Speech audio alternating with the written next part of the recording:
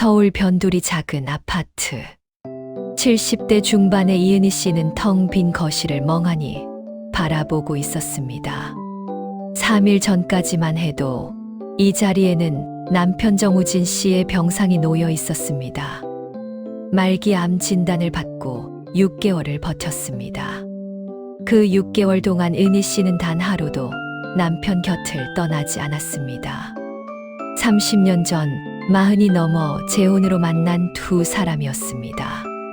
각자 전 배우자와의 사이에서 낳은 자식들이 있었습니다. 우진 씨에게는 아들 정민호, 은희 씨에게는 딸 이지현. 그렇게 재결합한 가족은 순탄하지 않았지만 두 사람만큼은 단 한 번도 다투지 않았습니다. 여보, 미안해요. 당신한테 너무 짐이 됐어요. 남편 우진 씨의 마지막 말이었습니다. 은희 씨는 그 손을 꼭 잡았습니다. 무슨 소리예요? 당신이 나한테 얼마나 잘해줬는데 이 정도도 못해주면 내가 사람인가요? 우진 씨가 눈을 감았습니다. 그리고 다시는 뜨지 않았습니다. 장례식은 조용히 치러졌습니다. 우진 씨의 아들 민호는 형식적으로 참석했을 뿐 눈물 한 방울 흘리지 않았습니다. 은희 씨의 딸 지연도 마찬가지였습니다. 오히려 두 사람은 장례식장 복도에서 무슨 이야기인가 속삭이며 고개를 끄덕였습니다. 49제까지 마치고 집으로 돌아온 은희 씨는 혼자가 되었습니다. 민호와 지연은 장례 비용 정산을 마치자마자 급하게 돌아갔습니다. 전화 한 통 없었습니다. 밤 10시. 은희 씨는 잠자리에 들려다 거실에 불이 켜진 것을 발견했습니다. 분명 껐는데 부엌 쪽에서 물 끓는 소리가 들렸습니다. 누구세요? 은희 씨가 떨리는 목소리로 물었습니다. 그때 부엌에서 익숙한 뒷모습이 나타났습니다.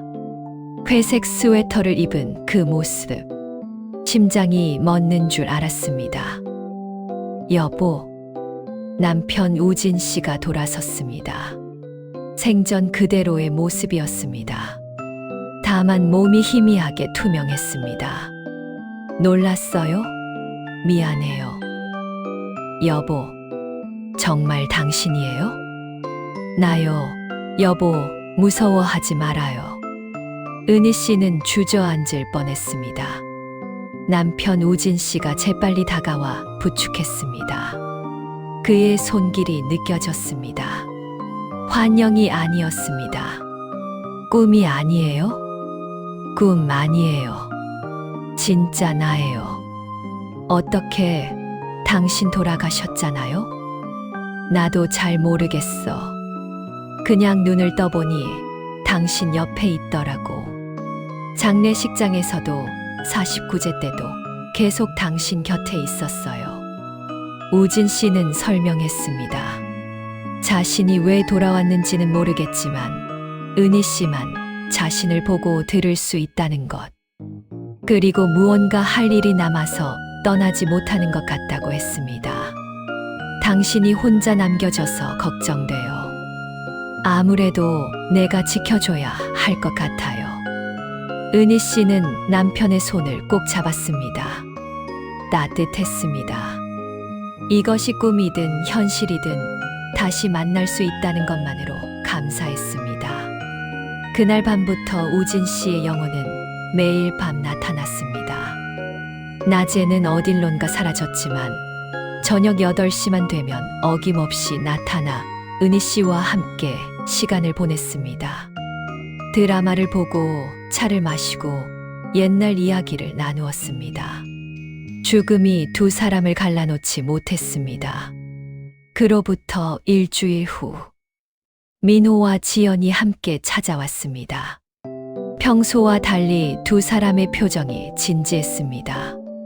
어머니, 아버지, 재산 정리 이야기 좀 해야겠어요.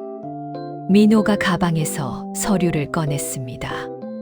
아버지 명의로 된 예금이 2억, 이 아파트가 3억 정도 되고요. 합계 5억입니다. 저희가 어머니 노후를 책임질 테니까 재산은 저희한테 이전하시는 게 좋을 것 같아요. 지연이 거들었습니다. 은희 씨는 놀랐습니다. 장례식 때도 제대로 눈물 한 방울 안 흘리던 자식들이 갑자기 찾아와 재산 이야기를 꺼낸 것입니다. 너희 아버지 돌아가신 지 한 달도 안 됐는데 무슨 소리냐?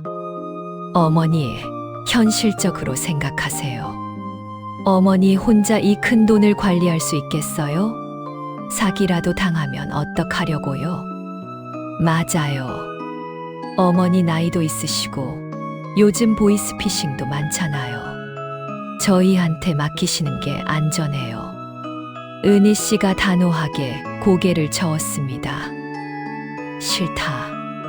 그건 너희 아버지가 나한테 남긴 거야. 내가 알아서 할 테니 걱정 마라.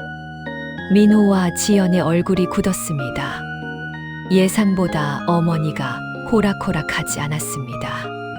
그럼 어머니, 최소한 공동명의라도 해놓으시죠.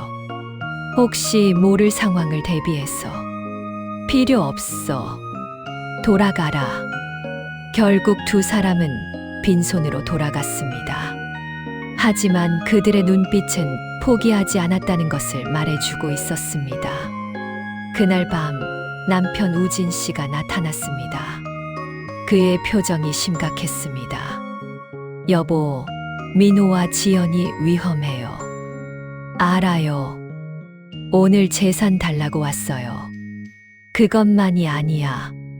낮에 내가 민호 사무실에 갔었어요. 걔들이 변호사랑 상담하더라고.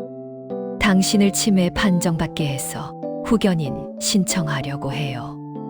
은희 씨는 충격을 받았습니다. 자식들이 그렇게까지 할 줄은 몰랐습니다. 그리고 당신 내일 모레 건강검진 받으러 가요. 당신 왼쪽 유방에 뭔가 느껴져요.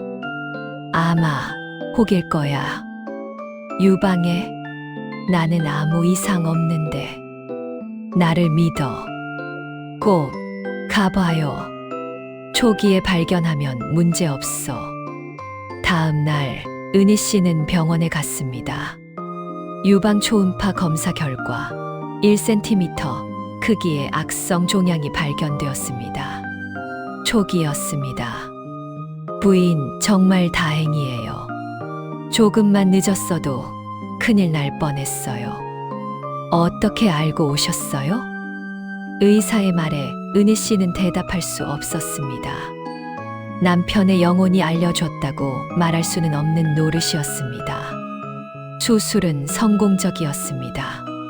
항암 치료도 필요 없었습니다. 조기 발견 덕분이었습니다. 은희 씨는 퇴원하면서 하늘을 올려다보았습니다. 고마워요, 여보. 은희 씨가 퇴원한 지 2주 후, 민호가 혼자 찾아왔습니다. 손에는 비닐봉지가 들려 있었습니다. 어머니, 제가 약국에서 영양제 사왔어요. 수술하셨으니까 드셔야죠. 고맙긴 한데, 나 영양제는 먹고 있어. 아니에요. 이건 특별히 면역력에 좋은 거라고 약사가 추천해 준 거예요. 꼭 드세요. 민호는 설명을 하며 약통을 주방 선반에 올려놓았습니다. 그리고 돌아갔습니다. 그날 밤 우진 씨가 심각한 표정으로 나타났습니다. 여보, 민호가 놓고 간 약 절대 먹지 말아요. 왜요? 영양제라던데. 우진 씨는 약통을 들어 보였습니다. 이거 수면제예요. 강한 거. 매일 먹으면 정신이 몽롱해지고 판단력이 흐려져요. 그러면 걔들이 원하는 대로 서류에 도장 찍게 만들 수 있어. 은희 씨는 소름이 돋았습니다. 자식이 어머니한테 수면제를 먹이다니. 어떡하죠? 일단 약은 버려요. 그리고 먹는 척만 해요. 다음 날 민호가 전화를 걸어왔습니다. 어머니, 제가 드린 약 잘 드시고 계세요? 응, 먹고 있어. 고맙다. 꼭 매일 드세요. 몸에 좋을 거예요. 며칠 후 지연이 찾아왔습니다. 그런데 이번에는 낯선 남자를 데리고 왔습니다. 어머니, 이분은 인테리어 업체 사장님이에요. 집 좀 수리하면 어떨까 해서요. 수리? 여기 멀쩡한데 무슨 수리? 아니에요.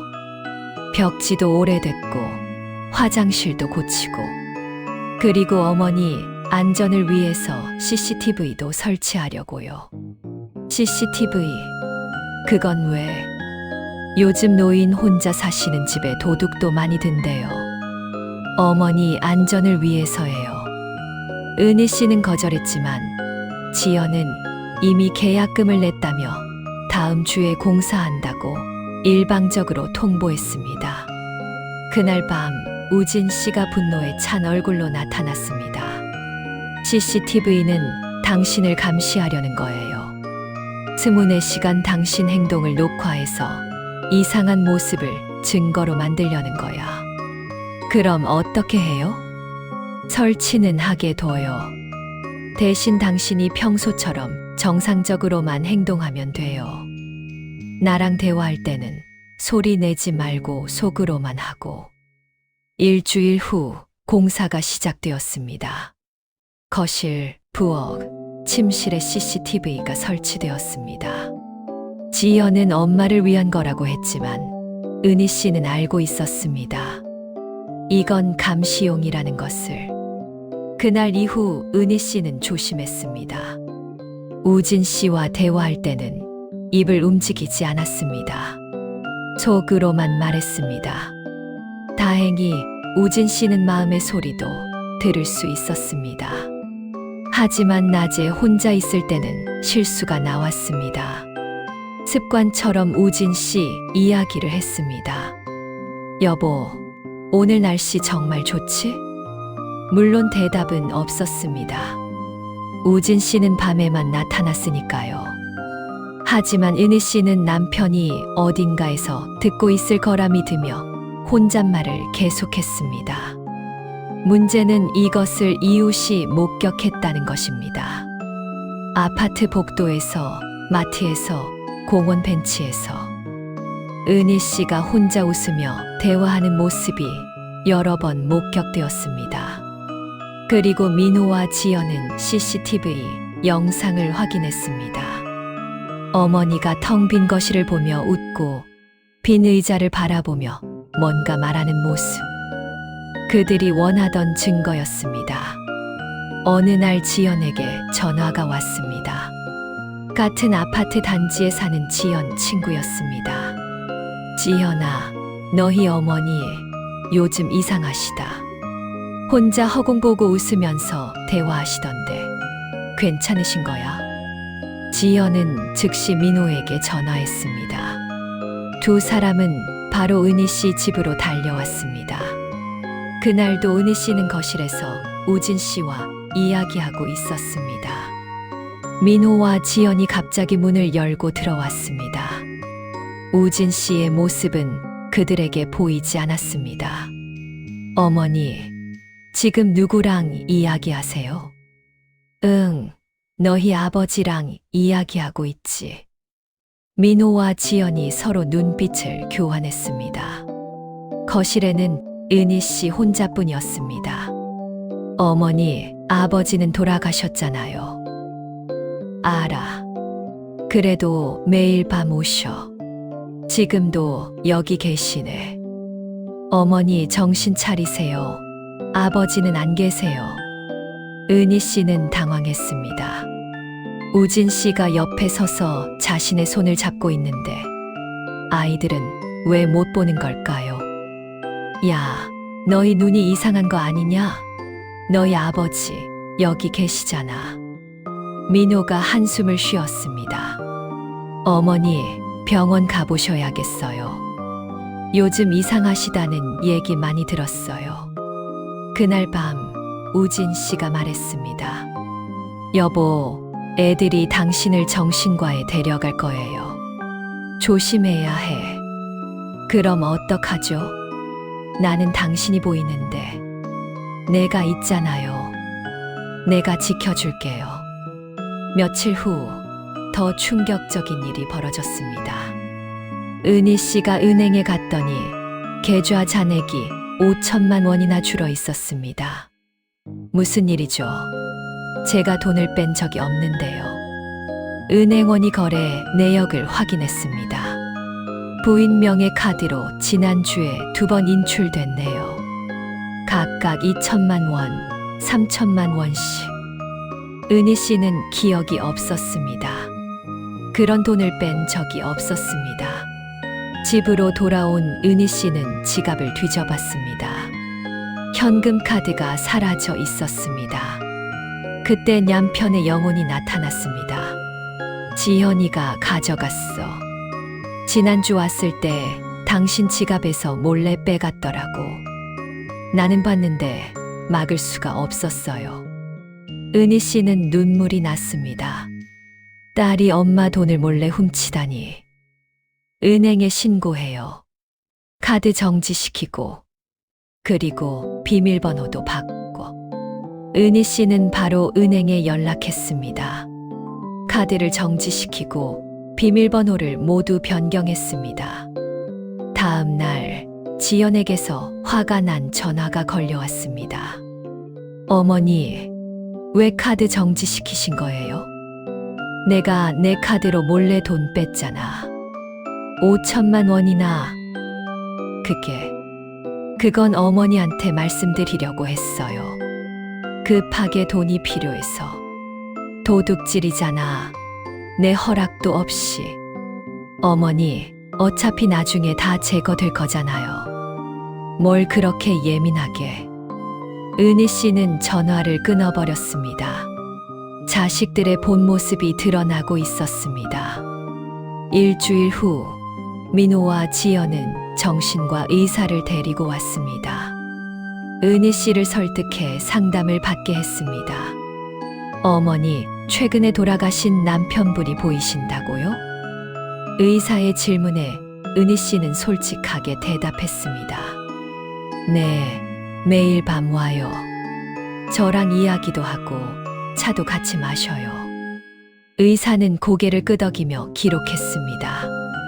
복합에도 반응일 가능성이 있습니다. 심한 경우 환시, 환청으로 이어질 수 있고요. 민호와 지연이 기다렸다는 듯이 물었습니다. 그럼 어머니가 혼자 생활하시기 어렵다는 말씀이신가요? 글쎄요, 일상생활에 지장이 있다면 보호자의 도움이 필요할 수 있습니다. 민호가 급하게 말을 이었습니다. 저희가 알아본 요양원이 있는데 거기로 모시는 게 어떨까요? 은희 씨는 깜짝 놀랐습니다. 요양원? 나는 멀쩡한데 무슨 요양원? 어머니, 혼자 계시면 위험해요. 전문가들이 돌봐드리는 게 좋아요. 싫어. 나는 내 집에서 살 거야. 하지만 민호와 지연은 포기하지 않았습니다. 며칠 후 그들은 요양원 상담사까지 데리고 왔습니다. 이것이 바로 그들이 원하던 흐름이었습니다. 어머니를 요양원에 보내고 재산을 완전히 장악하는 것. 하지만 은희 씨는 당황하지 않았습니다. 우진 씨가 이미 모든 것을 알려줬기 때문입니다. 은희 씨는 조용히 변호사를 만났습니다. 그리고 자신의 재산을 신탁 계좌로 이전했습니다. 매달 생활비만 자동으로 나오게 설정하고 큰 돈은 함부로 움직일 수 없게 만들었습니다. 또한 정신과 주치의를 바꿔서 정확한 진단을 받았습니다. 목합에도 반응이 아니라 정상적인 내도 과정이라는 진단서를 받아냈습니다. 그리고 민호가 몰래 작성해 놓은 가짜 유언장도 발견했습니다. 우진 씨가 귀띔해준 덕분이었습니다. 은희 씨는 그것을 증거로 확보했습니다. 법원 신문날 민호와 지연은 자신만만하게 나타났습니다. CCTV 영상, 이웃들의 증언, 정신과 소견서까지 준비했습니다. 하지만 은희 씨는 더 많은 서류들을 제출했습니다. 판사님, 저는 정신적으로 아무 문제가 없습니다. 이것은 제 주치의 소견서이고, 이것은 제가 이미 재산을 안전하게 관리하고 있다는 신탁 계약서입니다.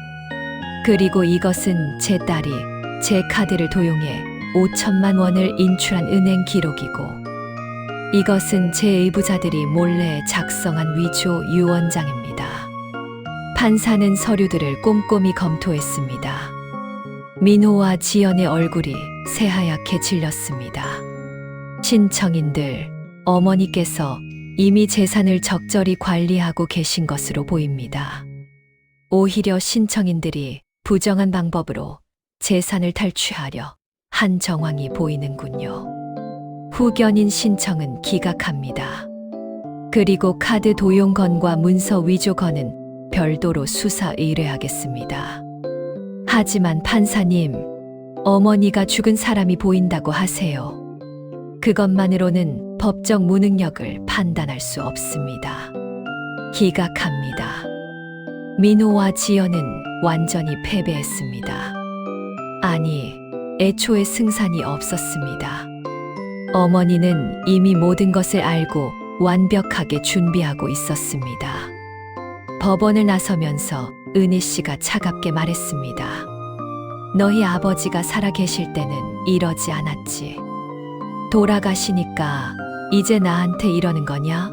수면제를 먹이고 돈을 훔치고 유언장을 위조하고. 너희가 내 자식들이 맞니?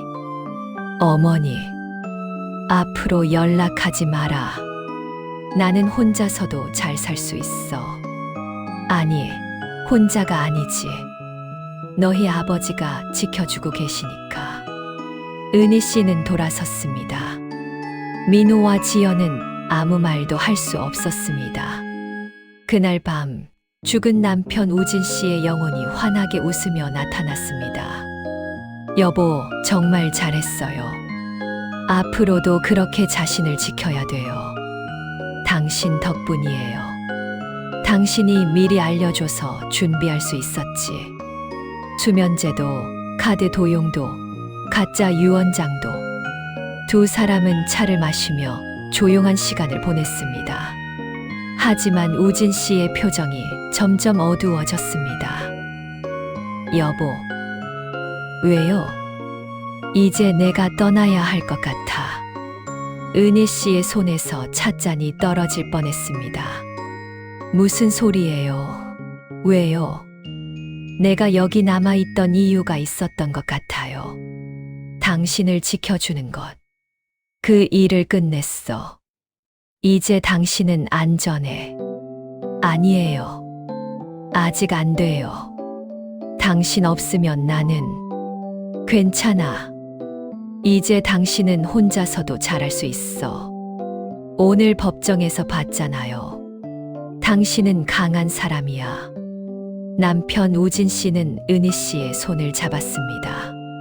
그리고 당신 혼자 두고 가는 거 아니야. 내가 누군가를 준비해뒀어요. 다음 날 오후, 은희 씨는 공원 벤치에 앉아 있었습니다. 남편이 미리 알려줬던 장소. 이곳에 오라고 했습니다. 그때 한 남자가 다가왔습니다. 60대 후반으로 보이는 온화한 인상의 남자였습니다. 실례합니다. 혹시 이은희 씨이신가요? 네, 그런데요. 저는 강대수라고 합니다. 같은 아파트 단지에 사는데요. 대수 씨는 옆에 앉으며 말을 이었습니다. 사실 부인을 몇 번 봤어요. 공원에서 혼자 산책하실 때. 그런데 오늘은 꼭 말을 걸어야 할 것 같아서요. 무슨 일이세요? 대수 씨가 조심스럽게 말했습니다. 어젯밤 꿈을 꿨어요. 어떤 분이 나타나셔서 그러시더라고요. 자기 대신에 아내를 돌봐달라고요. 은희 씨의 가슴이 뛰었습니다. 그분이 어떻게 생겼는데요? 회색 스웨터를 입으셨고 정말 따뜻한 미소를 지으신 분이었어요. 그분이 그러시더라고요. 아내가 고생이 많았으니 이제 누군가 곁에서 지켜줘야 한다고.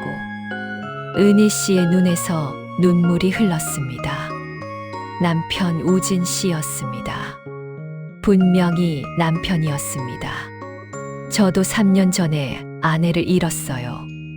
그 후로 혼자 살고 있죠. 외롭긴 하지만 그게 내 운명인 줄 알았어요.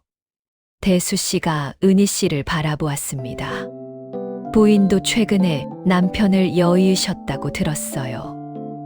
혹시 가끔 같이 산책하거나 차 한잔하면 어떨까요? 친구로서 말이에요. 은희 씨는 고개를 끄덕였습니다. 눈물이 멈추지 않았습니다. 그날 밤 남편 우진 씨의 영혼이 마지막으로 나타났습니다. 평소보다 훨씬 더 투명해진 모습이었습니다. 여보, 강대수 씨 정말 좋은 사람이야. 아내 잃고 혼자 외롭게 살고 있는데 성품이 정말 착해요. 당신을 잘 돌봐줄 거예요. 당신은 어떡하고요? 나는 괜찮아요. 이제 갈 때가 된 것 같아요. 은희 씨가 울먹였습니다. 싫어요. 아직 더 있어요. 조금만 더. 우진 씨가 은희 씨의 눈물을 닦아주었습니다. 여보, 은희 씨, 당신 정말 고생 많았어요. 내가 아플 때 밤낮으로 간호해줬잖아. 이제 당신 차례예요. 행복할 차례. 당신 없이 어떻게 행복해요? 당신은 할 수 있어요. 강대수 씨랑 좋은 친구 돼요. 그리고 웃으면서 살아. 당신 웃는 모습이 제일 예쁘다오. 우진 씨가 천천히 뒤로 물러났습니다. 몸이 점점 더 투명해졌습니다. 여보, 사랑하는 내 아내 은희 씨, 사랑해요. 30년 동안 정말 행복했어요. 나도 사랑해요, 여보. 정말 많이. 여보, 내가 천국에서 기다리고 있을게. 당신 행복하게 오래오래 살다가 와. 그때 다시 만나요. 우진 씨의 모습이 완전히 사라졌습니다. 거실에는 은희 씨만 남았습니다. 하지만 이상하게도 슬프지 않았습니다. 우진 씨가 평안하게 떠났다는 것을 알 수 있었습니다. 6개월 후, 은희 씨는 공원 벤치에 앉아 따뜻한 햇살을 받고 있었습니다.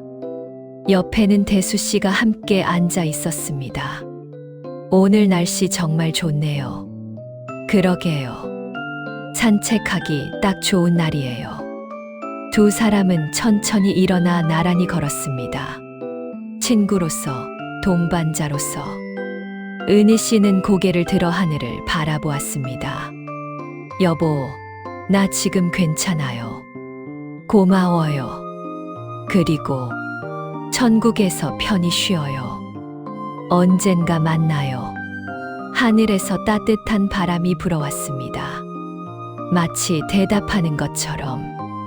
은희 씨는 미소 지으며 다시 앞을 보았습니다. 삶은 계속되었습니다. 그리고 그 삶에는 여전히 사랑이 있었습니다. 진정한 사랑은 죽음으로도 끝나지 않습니다. 그것은 형태를 바꿔 계속됩니다. 때로는 추억으로, 때로는 새로운 인연으로, 그리고 언젠가 다시 만날 그날을 위한 약속으로.